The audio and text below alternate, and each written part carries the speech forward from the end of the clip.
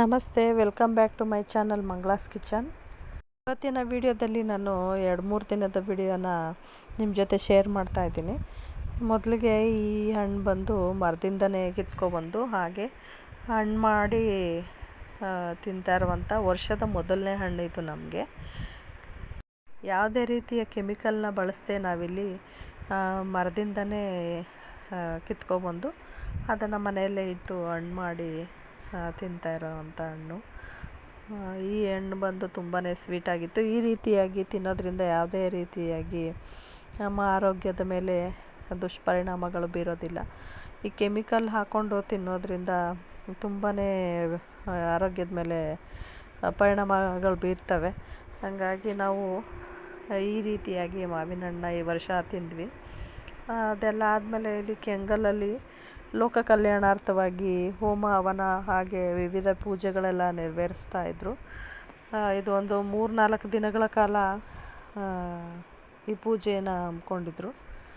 3-4 ದಿನಗಳಲ್ಲಿ ನಾವು ಸಹ ಒಂದು ದಿನ ಹೋಗಿದ್ವಿ. ಆ ದಿನದಲ್ಲಿ ಇದು ಶನಿವಾರ ನಾವು ಹೋಗಿದ್ದು. ಅಲ್ಲಿ ತಿರುಪತಿಯಲ್ಲಿ ಯಾವ ರೀತಿಯಾಗಿ ಪೂಜೆನ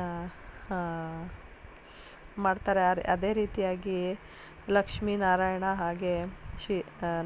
ಹಾಗೆ ಶ್ರೀದೇವಿ ಭೂದೇವಿಯರ ಸಮೇತವಾಗಿ ಒಂದು ಪೂಜೆನ ಮಾಡಿದರು.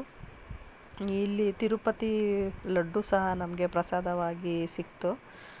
ತುಂಬ ಚೆನ್ನಾಗಿ ಅಲ್ಲಿ ಪೂಜೆಗಳನ್ನ ಮಾಡ್ತಾಯಿದ್ರು. ತಿರುಪತಿಯಿಂದೆಲ್ಲ ಅರ್ಚಕರುಗಳು ಸಹ ಬಂದಿದ್ದರು ಕೆಂಗಲ್ಗೆ. ನೋಡಿ, ಇಲ್ಲಿ ಈ ಯಜ್ಞಗಳನ್ನು ಮಾಡೋದಕ್ಕೆ ಸಿದ್ಧತೆಗಳನ್ನೆಲ್ಲ ಮಾಡ್ಕೊಂಡಿದ್ರು. ಹಾಗೆ ಅಲ್ಲಿ ಪೂಜೆನೆಲ್ಲ ಮುಗಿಸ್ಕೊಂಡು ಪ್ರಸಾದ ವಿನಿಯೋಗ ಎಲ್ಲ ಇತ್ತು. ಅದನ್ನೆಲ್ಲ ನಾವು ತಿಂದ್ಕೊಂಡು ಹೊರಟಷ್ಟರಲ್ಲಿ ಸಿಕ್ಕಾಪಟ್ಟೆ ಮಳೆ ಸ್ಟಾರ್ಟ್ ಆಯಿತು. ಸತತವಾಗಿ 1 ಗಂಟೆಗಳ ಕಾಲ ಅಲ್ಲಿ ಮಳೆ ಬಂತು. ನಾವು ಅಲ್ಲೇ ನಿಂತ್ಕೊಂಡು ಕೊನೆಗೆ ಮನೆಗೆ ಬಂದ್ವಿ.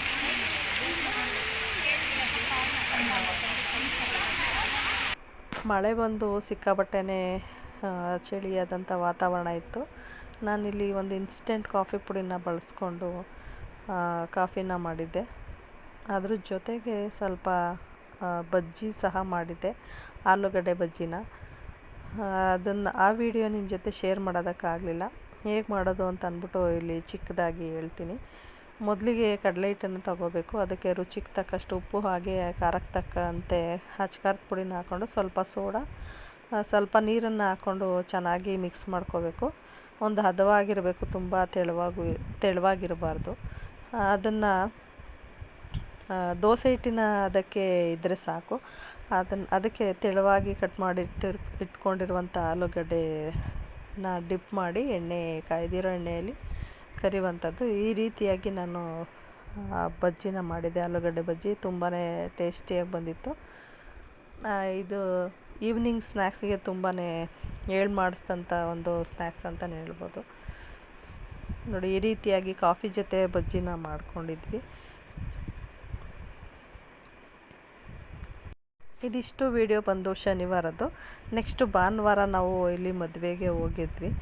ಈ ಮದುವೆ ಬಂದು ನಮ್ಮ ಅತ್ತಿಗೆಯವರ ಅಕ್ಕನ ಮಗಳು ಮದುವೆ ಆಗಿತ್ತು.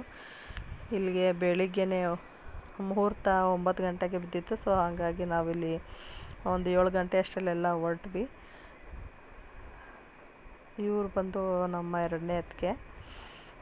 ಇವರ ಅಕ್ಕನ ಮಗಳ ಮದುವೆನೇ ಅಲ್ಲಿ ಇದ್ದಿದ್ದು. ಅದೇ ದಿನ ನಮ್ಮ ಚಿಕ್ಕಪ್ಪ ಅವ್ರದ್ದು ಬರ್ಡೇ ಸಹ ಇತ್ತು.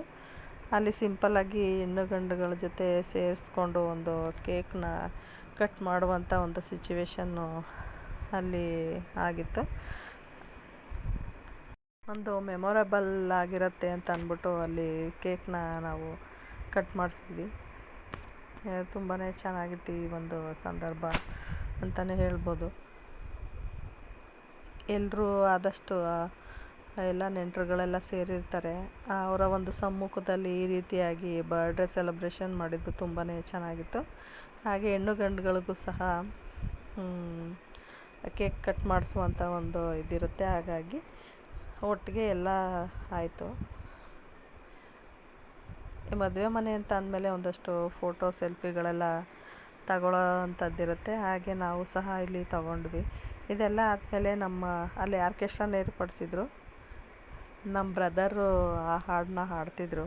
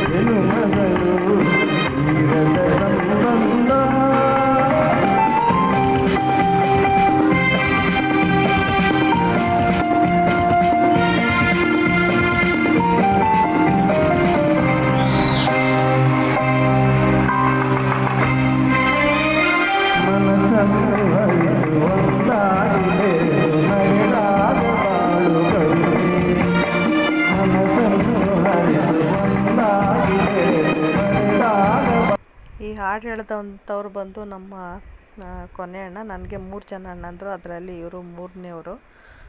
ಇದೆಲ್ಲ ಮುಗಿಸ್ಕೊಂಡು ನಾವು ಊಟನ ಮಾಡಿಕೊಂಡು ಅಲ್ಲಿಂದ ಹೊರಟ್ವಿ. ಅಲ್ಲೇ ನಿಯರು ನಮ್ಮ ಊರು ಮಳವಳ್ಳಿ. ಆ ಮಳವಳ್ಳಿ ನರಸೀಪುರಕ್ಕೆ ಹತ್ರ ಆಗಿತ್ತು. ಸೊ ಹಂಗಾಗಿ ಹಾಗೆ ನಮ್ಮ ಊರಿಗೂ ಸಹ ಹೋಗಿ ನಾವು ವಾಪಸ್ಸು ಹೋದ್ವಿ. ಈ ನರಸೀಪುರ ಸೈಡೆಲ್ಲ ಸಿಕ್ಕಾಪಟ್ಟೆ ಗದ್ದೆಗಳು ಇರುವಂಥದ್ದು. ಅಲ್ಲಿ ಜಾಸ್ತಿ ಭತ್ತನ ಬೆಳೀತಾರೆ. ಒಂದು ವಿಡಿಯೋನು ಸಹ ನಿಮ್ಮ ಜೊತೆ ಶೇರ್ ಮಾಡಿದೆ. ಅದನ್ನೆಲ್ಲ ಮುಗಿಸ್ಕೊಂಡು ಊರಿಗೆಲ್ಲ ಹೋಗಿ ಬಂದಾದಮೇಲೆ ಈ ರಾಮನಗರಕ್ಕೆ ಬಂದ್ವಿ. ಬಂದು ಅಲ್ಲೂ ಕೂಡ ಮನೆಯಲ್ಲೂ ಬರ್ಡೇ ಪಾರ್ಟಿನ ಸಿಂಪಲ್ಲಾಗಿ ಮಾಡಿದರು. ಅಲ್ಲಿಗೋಗಿ ಜಾಯ್ನ್ ಆದ್ವಿ ನಾವು ಸಹ.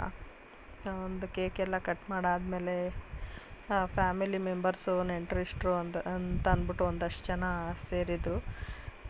ಎಲ್ಲರೂ ಸೇರಿ ಬರ್ಡೇನ ಸೆಲೆಬ್ರೇಟ್ ಮಾಡಿ ಅಲ್ಲೂ ನಾನ್ ವೆಜ್ ಊಟ ಎಲ್ಲ ಮಾಡಿದರು. ಅದನ್ನೆಲ್ಲ ಊಟ ಮಾಡಿಕೊಂಡು ನಾವು ಮನೆಗೆ ಬರುವಷ್ಟರಲ್ಲಿ ಸರಿಸುಮಾರು ಒಂದು 11 ಗಂಟೆನೇ ಆಗಿತ್ತು. ಇದಾಗಿತ್ತು ಈ ನನ್ನ ವಿಡಿಯೋ. ಯಾರ್ಯಾರು ನನ್ನ ವಿಡಿಯೋನ ನೋಡ್ತಾ ಇದ್ದೀರೋ ಅವರೆಲ್ಲ ಸಬ್ಸ್ಕ್ರೈಬ್ ಮಾಡ್ಕೊಂಡು ನೋಡಿ, ಹಾಗೆ ಲೈಕ್ ಮಾಡಿ, ಕಮೆಂಟ್ ಮಾಡಿ. ಈ ವಿಡಿಯೋ ಎಲ್ಲ ಹೇಗೆ ಅನಿಸ್ತು ಅಂತ ಅಂದ್ಬಿಟ್ಟು ಕಮೆಂಟ್ ಬಾಕ್ಸಲ್ಲಿ ಕಮೆಂಟ್ ಮಾಡೋದನ್ನು ಮರಿಬೇಡಿ. ಇದೇ ರೀತಿ ವಿಡಿಯೋಗಳನ್ನು ಮಾಡೋದಕ್ಕೆ ನಿಮ್ಮ ಪ್ರೋತ್ಸಾಹ ನಮ್ಮ ಜೊತೆ ಇರಬೇಕು ಅಂತ ಕೇಳ್ಕೊತೀನಿ. ಹಾಗಾಗಿ ಲೈಕ್ ಮಾಡೋದನ್ನು ಮರಿಬೇಡಿ. ಇದಾಗಿತ್ತು ಇವತ್ತಿನ video. Thank you for watching. Thank you.